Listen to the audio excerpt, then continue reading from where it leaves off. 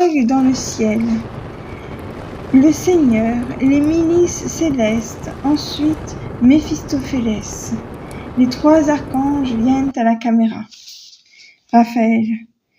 Le soleil, sur un air ancien, sonne dans le cœur alterné des sphères, jumelle et accomplie d'un pas tonnant son parcours prescrit.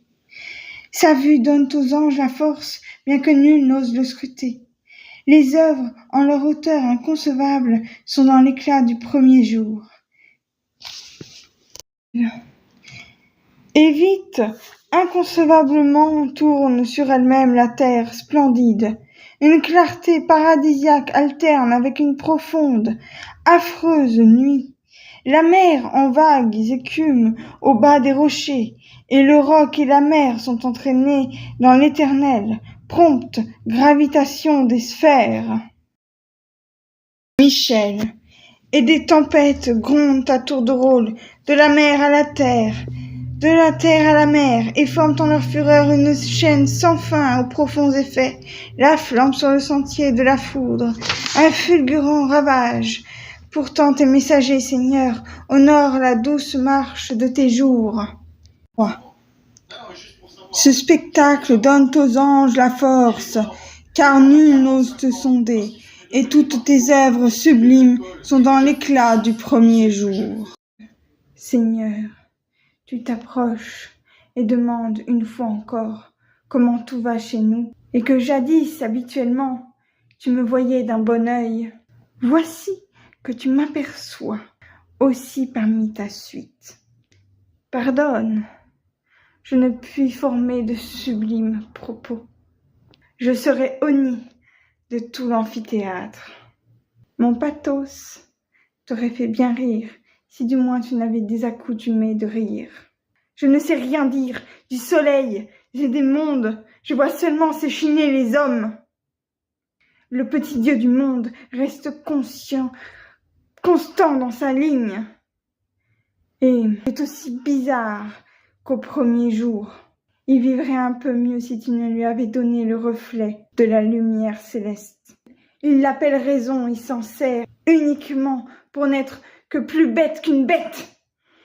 Il me semble, avec la permission de votre grâce, être une de ces cigales à longues pattes qui sans cesse volent en zigzag et qui l'instant d'après, dans l'herbe, chantent leur vieux refrain.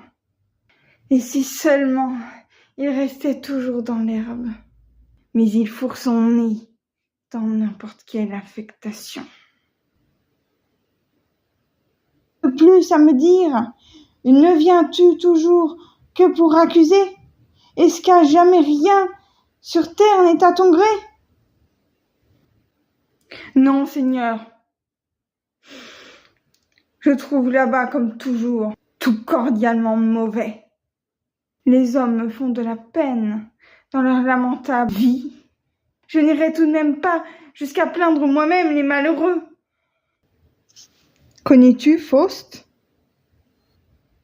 Le docteur? Mon serviteur. En vérité, il vous sert d'étranges façons.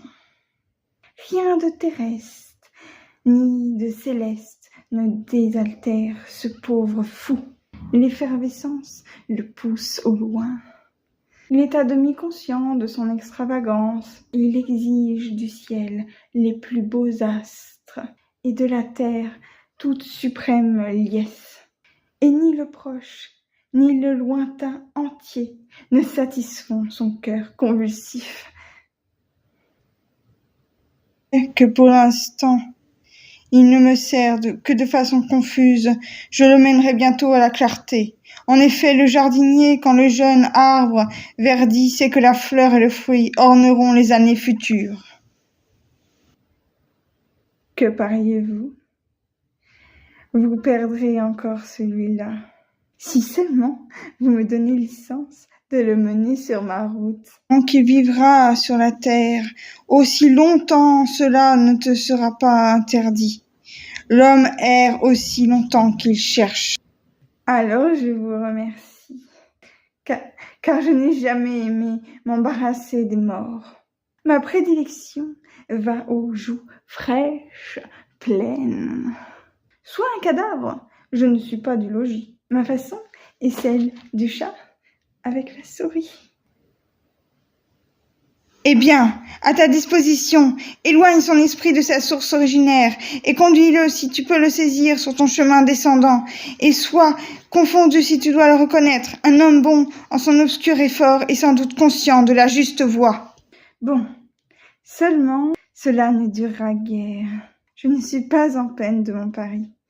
Si je viens à mon but, permettez-moi de chanter victoire à plein poumon. Il mangera de la poussière et avec ardeur, comme mon cousin, le serpent célèbre. Même en ce cas, tu pourras librement comparaître. Je n'ai jamais haï tes pareils. De tous les esprits négateurs, c'est l'ironiste qui me pèse le moins. L'activité de l'homme peut trop aisément faiblir. Il s'accorde bravement le repos absolu. C'est pourquoi je lui donne volontiers le compagnon qui stimule et agit et doit se comporter en diable. Mais vous, les authentiques fils de Dieu, réjouissez-vous de la riche beauté vivante. L'éternel devenir, en son action vitale, vous tienne captifs des douces barrières de l'amour et ce qui plane, chancelante apparition, fortifiez-le par de durables pensées fermes. Les archanges se dispersent. Méphistophélès, seul. J'aime avoir le vieux et me garde de rompre avec lui. Il est fort galant, de la part d'un jeune seigneur, de dialoguer si humainement avec le diable lui-même.